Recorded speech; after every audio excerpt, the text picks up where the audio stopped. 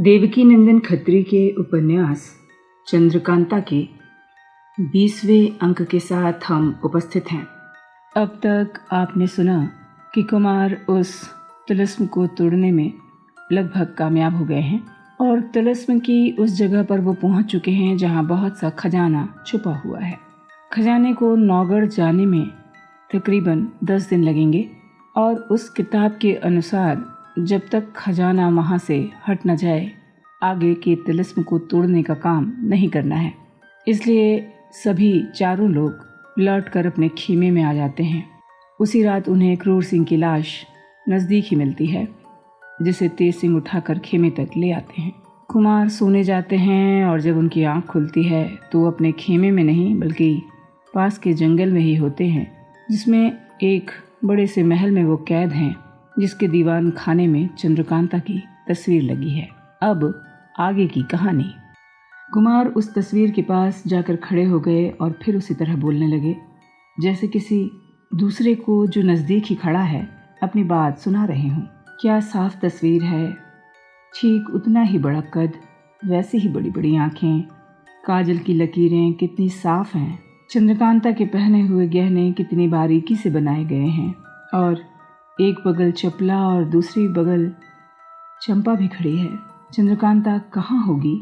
इतना कहकर एक लंबी सांस लेकर उस तस्वीर की तरफ देखने लगे। ऊपर से ही कहीं से पाजेब की छन्न से आवाज़ आई। कुमार चौंक पड़े। ऊपर की तरफ कई छोटी छोटी खिड़कियाँ थीं जो सब बंद थीं। ये आवाज़ कहाँ से आई? इस घर में और कौन है? बहुत देर तक कुमार अपने होशो हवास में न थे, मगर चौंके और सोचने लगे, मैं इस जगह कैसे आ गया? कहीं ऐसा तो नहीं कि मैं स्वप्न देख रहा हूँ? ज़रूर ये स्वप्न है। चलो मैं फिर सो जाता हूँ। ये सोचकर पलंग पर कुमार आकर लेट गए। आंखें बंद कर ली, मगर नींद कहाँ आनी थी। पाजेब की आवाज़ ने फिर कुमार को चौंका दिया। अब की बार वे सीधे दरवाज़ों की तरफ भाग गए। दरवाज़ों को धक्का दिया, दरवाजे खुलते चले गए। 7 दरवाजे थे। एक छोटा सा हरा भरा बाग दिखाई पड़ा। दिन पहर भर चढ़ चुका था। ये बाग बिल्कुल जंगली फूलों और लताओं से भरा हुआ था। बीच में एक छोटा सा तालाब था। कुमार सीधे तालाब के पास चले गए, जो पत्थर का बना हुआ था। उसके एक तरफ खूबसूरत सीढ़ियाँ बनी हुई थीं तालाब में उतरने के लिए। सीढ़ियों की दोनों तरफ 2 बड़े बड़े जामुन के पेड़ लगे हुए थे, जो बहुत ही घने थे। तमाम सीढ़ियों पर, बल्कि कुछ जल तक, उन दोनों की छायाएं पहुंची हुई थी। दोनों पेड़ों के नीचे छोटे छोटे संगमरमर के चबूतरे बने थे। चबूतरे पर एक नरम गालीचा बिछा था। शहतूत के पत्तों पर बना बनाया दातून रखा हुआ था। बगल में एक छोटी सी चांदी की चौकी पर धोती, गमछा और पहनने के खूबसूरत कीमती कपड़े थे। दाहिनी तरफ वाले संगमरमर के चबूतरे पर चांदी की एक चौकी थी, जिस पर पूजा का सामान रखा हुआ था। छोटे छोटे कई जड़ाऊ तश्तरी कटोरियाँ साफ की हुई रखी थी। नरम ऊनी आसन पड़ा था, जिस पर छोटा सा बेल रखा था।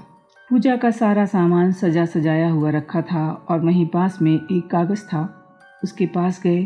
उसमें लिखा था, कुंवर वीरेंद्र सिंह, ये सामान तुम्हारे लिए है। इस बावड़ी में नहाओ, इन चीज़ों का उपयोग करो, क्योंकि तुम आज के दिन हमारे मेहमान हो। कुमार सोचते रहे, क्या ये परियों के रहने की जगह है?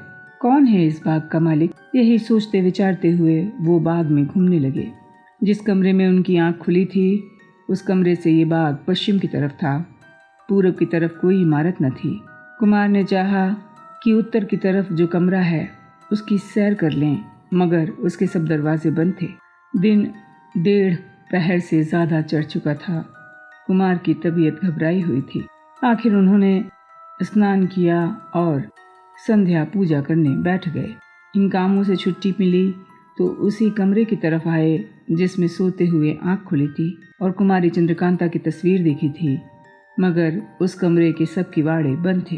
खोलने की बहुत कोशिश की, मगर न खुले। धूप बहुत थी। जी चाहता था कि कहीं ठंडी जगह मिले तो आराम करें। आखिर उस जगह से हटकर दूसरी तरफ वाले कमरे में कुमार चले गए, जिसके किवाड़ पहर भर पहले बंद थे, वो अब खुले हुए दिखाई पड़े थे। भीतर से ये कमरा बहुत साफ था। संगमरमर का फर्श था। उसमें एक गालीचा बिछा हुआ था। आगे कई तरह के भोजन की चीज़ें चांदी और सोने के बर्तनों में सजाई हुई थीं। आसन पर खत पड़ा था। लिखा था, आप घबराइए मत, ये मकान आपके दोस्त का है, हर तरह से खातिर की जाएगी। इस वक्त आप भोजन करके बगल की कोठरी में कुछ देर आराम करें। कुमार कुछ देर तक ऐसे ही बातों को सोचते रहे, लेकिन भूख ने उन्हें बेताब कर दिया। आखिर कब तक भूखे रहते। लाचार होकर भोजन की तरफ हाथ बढ़ाया, मगर कुछ सोचकर खींच लिया। भोजन करने के लिए तैयार होकर कुमार के रुक जाने से बड़े जोर की हंसने की आवाज़ आई। कुमार हैरान हो गए। आवाज़ ने कहा, भोजन करने में देर न कीजिए, खतरे की बात नहीं है। कुमार खाने लगे। खाना खाने के बाद कुमार उस कोठरी में गए जहाँ निहायत खूबसूरत पलंग बिछा हुआ था। सोचने लगे, इस मकान का मालिक कौन है, यहाँ कब तक रहना होगा, वहाँ लश्कर वालों की हमारी खोज में क्या दशा होगी। ये बातें सोचते सोचते कुमार को नींद आ गई और सो गए। कुमार की जब नींद खुली तो कानों में किसी के गाने की आवाज़ पड़ी। मालूम हुआ जहाँ वो सो रहे हैं ये वो कमरा नहीं है जहाँ भोजन करके सोए थे, बल्कि इस वक्त अपने आप को खूबसूरत सजी हुई बारादरी में पाया, जिसके बाहर से बीन और गाने की आवाज़ आ रही थी। कुमार पलंग से उठे और बाहर देखने लगे। रात बिल्कुल अंधेरी थी, मगर रोशनी बहुत थी, जिससे मालूम पड़ा कि यह बाग वो नहीं है जिसमें दिन में स्नान और भोजन किया था। इस वक्त ये नहीं मालूम होता था कि ये बाग कितना बड़ा है, लेकिन बड़े बड़े दरख्त दिखाई पड़ रहे थे। रोशनी बहुत थी। कई औरतें थीं जो खूबसूरत थीं, टहल रही थीं, कभी गा रही थीं, कभी आपस में बातें करती थीं, जिनका तमाशा दूर से कुमार देख रहे थे।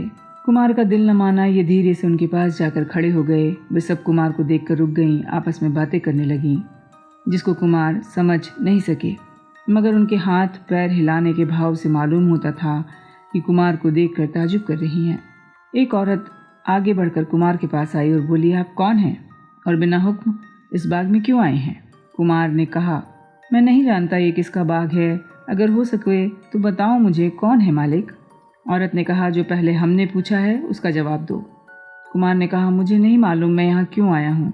औरत ने कहा, कैसे सीधे साधे आदमी हैं बहन, ज़रा देखो तो इस भोले भाले को जो चोरी से इस बाग में आ गया है और अपने आने का सबब नहीं जानता। दूसरी औरत ने कहा, ज़रा इनकी कमर में हाथ तो डालो, देखो कुछ चुराया तो नहीं है। तीसरी ने कहा, ज़रूर कुछ चुराया होगा। चौथी ने कहा, कैसी भोली सूरत बना रखी है, मालूम होता है किसी राजा का लड़का है। फिर किसी ने कहा, ये बताइए ये कपड़े आपने कहाँ से चुराए? कुमार हैरान थे, सोचने लगे, अजीब आफत में फंस गए हैं, कुछ समझ नहीं आता, ज़रूर इन्हीं लोगों की बदमाशी है और अब ये लोग मुझे चोर बना रही हैं। कुमार ने कहा, मालूम होता है तुम्ही लोगों ने मुझे लाकर यहाँ रखा है, यहाँ से आने जाने का रास्ता नहीं मालूम, यदि बता दोगी तो मैं यहाँ से चला जाऊँगा। एक औरत ने कहा, बहन तुम समझती नहीं है, चालाकी से भागना चाहते हैं, उनको गिरफ्तार करके ले चलना चाहिए। कुमार ने कहा, कहाँ ले चलोगी? उन औरतों में से एक ने कहा, अपने मालिक के पास। कुमार ने कहा, क्या नाम है तुम्हारे मालिक का? उस औरत ने कहा, ऐसी किसकी मजाल है जो हमारे मालिक का नाम ले?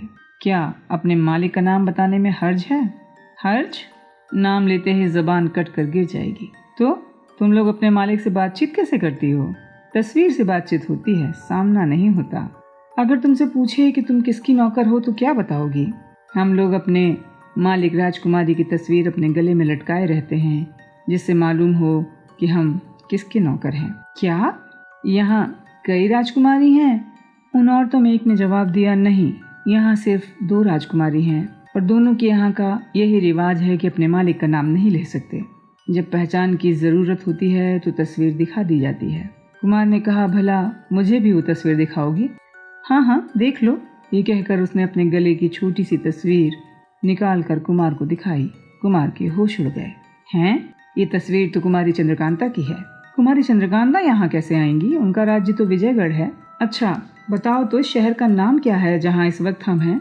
इस शहर का नाम चित्रनगर है। और इस शहर का ये नाम कब से पड़ा? हजारों बरसों से यही नाम है और इसी रंग में रंगी कई पुष्ट से ये तस्वीर हम लोग के गले में है। पहले मेरी परदादी को सरकार से मिली थी, अब मेरे गले तक आ गई है। तब से क्या राजकुमारी ही यहाँ राज्य करती हैं? इनका कोई माँ बाप नहीं है? हम लोग क्या जाने, कुछ राजकुमारी से मुलाकात तो होती नहीं जो मालूम हो कि ये वही हैं, जवान हैं, बूढ़ी हैं। कुमार ने कहा, तो कचहरी कौन करता है? एक बड़ी सी तस्वीर हम लोगों के मालिक राजकुमारी की है, उसी के सामने दरबार लगता है। जो कुछ हुक्म होता है उसी तस्वीर से आवाज़ आती है। कुमार ने कहा, तुम लोगों की बातों ने मुझे पागल कर दिया है। ऐसी बातें करती हो जो मुमकिन ही नहीं। अच्छा, मुझे उस दरबार में ले चलो। औरत ने कहा, इसमें कहने की क्या बात है, गिरफ्तार करके आपको वहीं तो ले चलना है, आप खुद देख लीजिएगा। कुमार ने कहा, जब तुम लोगों का कोई मालिक है ही नहीं, एक तस्वीर है, तो हमने उसका क्या बिगाड़ा है, क्यों हमें बांध के ले चलोगी? औरत ने कहा, हमारी राजकुमारी सभी की नज़रों से छिपकर अपने राज्य भर में घूमती हैं और अपने महल और बगीचों की सैर करती हैं, मगर किसी की निगाह उन पर नहीं पड़ती। हम लोग रोज़ बाग और कमरों की सफाई करते हैं और रोज़ ही कमरों का सामान, फर्श, पलंग, बिछौने वगैरह ऐसे हो जाते हैं जैसे किसी के इस्तेमाल में आए हों। इससे मालूम होता है कि हमारी राजकुमारी सभी की नज़रों से छिपकर घूमा करती हैं। उनकी हजारों बरस की उम्र है, वो इसी तरह हमेशा जीती रहेंगी। एक दासी ने कहा, बहन, तुम कब तक इनकी बातों का जवाब दोगी? ये तो अपनी जान बचाना चाहते हैं। उस दासी ने कहा, नहीं नहीं, ये ज़रूर किसी रईस राजा के लड़के हैं, इनकी बातों का जवाब देना ज़रूरी है और इनको इज्जत के साथ कैद करके दरबार में ले चलना चाहिए। तीसरी ने कहा, इनके पिता का भी कोई नाम धाम है तो पूछ लो, इसी तरह तुम राजा का लड़का समझ रही हो। क्यों क्यों जी, आप किसके लड़के हैं? कुमार ने कहा, मैं नौगढ़ के महाराज सुरेंद्र सिंह का लड़का वीरेंद्र सिंह हूँ। इनका नाम सुनते ही वो खुश हो गईं। वाह, इनको तो ज़रूर पकड़ना चाहिए, कुछ इनाम मिलेगा। इन्हीं को तो गिरफ्तार करने के लिए सरकार की तरफ से मुनादी की गई थी। इन्होंने बड़ा भारी नुकसान किया है, सरकारी तिलिस्म तोड़ा है, खजाना लूट कर ले गए हैं। अब इनसे बात नहीं होगी, इन्हें बांध कर सरकार के पास ले चलो। अभी आधी रात बीती नहीं है, दरबार हो रहा होगा, देर हो जाएगी तो इनकी कल तक हिफाजत करनी पड़ेगी, क्योंकि हमारे सरकार का दरबार रात को ही होता है। ये सब बातें सुनकर कुमार की अकल चकरा गई। कभी ताजुब, कभी सोच, कभी घबराहट से उनकी अजीब हालत हो गई। औरतों की तरफ देखकर बोली, फसाद क्यों करती हो? हम तो यूं ही साथ चल रहे हैं, चलो देखें तुम्हारी राजकुमारी का दरबार कैसा है। दासी ने कहा, जब आप खुद चलने को तैयार हैं तो हम लोग बखेड़ा नहीं करेंगे, चलिए। कुमार ने कहा, चलो। वे औरतें गिनती में 9 थीं, 4 कुमार के आगे हो गईं, 4 पीछे और 1 उनके साथ चलने लगी और तरह तरह की खबर सुनाने लगी कि फलाने डाकू को हमने गिरफ्तार किया है। वे सब कुमार को लेकर बाग के कोने में गईं, जहां दूसरी तरफ निकल जाने के लिए छोटा सा दरवाज़ा था। वे सब कुमार को लिए इसी दरवाजे में घुस गईं। थोड़ी दूर जाकर दूसरा बाग जो बहुत सजा था उस पर नज़र पड़ी। हद से ज़्यादा रोशनी थी। कई पहरेदार हाथ में सोने चांदी के आसे लिए इधर उधर टहल रहे थे। उन औरतों में से किसी ने कुछ बातचीत या रोक टोक न की। ये सब कुमार के लिए हुए बराबर धड़धड़ाती हुई एक बड़े से भारी दीवान खाने में पहुंची, जहाँ की सजावट और कैफियत देखकर कुमार के होश जाते रहे। सबसे पहले कुमार की निगाह उस बड़ी तस्वीर के ऊपर पड़ी जो ठीक सामने सोने की जड़ाऊ सिंहासन पर रखी थी। मालूम होता था सिंहासन पर कुमारी चंद्रकांता सिर पर मुकुट रखे बैठी हैं। ऊपर छत्र लगा था। सिंहासन के दोनों तरफ 2 जिंदा शेर बैठे हुए थे, कभी कभी गुर्रा रहे थे। बड़े बड़े सरदार बेशकीमती पोशाकें पहने सिंहासन के सामने 2 पट्टी कतार बांधे सिर झुकाए हुए थे। दरबार में सन्नाटा था, सब चुपचाप बैठे हुए थे। चंद्रकांता की तस्वीर और ऐसे दरबार को देखकर एक दफ़ा तो कुमार पर भी रौब छा गया। चुपचाप सामने खड़े हो गए। उनके पीछे और दोनों बगल से वे औरतें खड़ी हो गई जिन्होंने कुमार को चोरों की तरह हाजिर किया था। तस्वीर के पीछे से आवाज़ आई, ये कौन है? उन औरतों में से एक ने जवाब दिया, ये सरकारी बाग में घूमते हुए पकड़े गए हैं। इनका नाम वीरेंद्र सिंह है। विक्रमी तिलिस्म इन्होंने ही तोड़ा है। आवाज़ ने कहा, इस वक्त इन्हें ले जाकर हिफाजत से रखो। उन दासियों ने कुमार को एक अच्छे से कमरे में ले जाकर रखा जो हर तरह से सजा हुआ था, मगर कुमार अपने ख्याल में डूबे हुए थे। कुमार को समझ ही नहीं आ रहा था। कुमारी चंद्रकांता की तस्वीर, उनके दरबार का लगना और भी हैरान कर रहा था। गर्दन झुकाए हुए दासियों के साथ चले गए। इसका भी ख्याल नहीं था कि कहाँ जा रहे हैं, कौन ले जा रहा है। जमीन पर फर्श बिछा हुआ था, गद्दी लगी हुई थी। बड़े तकिए के सिवा और भी कई तकिए पड़े थे। कुमार उस गद्दी पर बैठ गए, घंटों तक सिर झुकाए बैठते रहे। प्यास हुई तो पानी के लिए इधर उधर देखने लगे। सामने एक दासी खड़ी थी। उसने हाथ जोड़कर पूछा, क्या हुक्म है? कुमार ने इशारे से पानी मांगा। सोने के कटोरे में पानी भरकर दासी ने कुमार के हाथ में दिया। पीते ही एकदम उनके दिमाग पर ठंडक पहुंच गई। आंखों में झपकी आने लगी और धीरे धीरे कुमार बेहोश होकर उसी गद्दी पर लेट गए।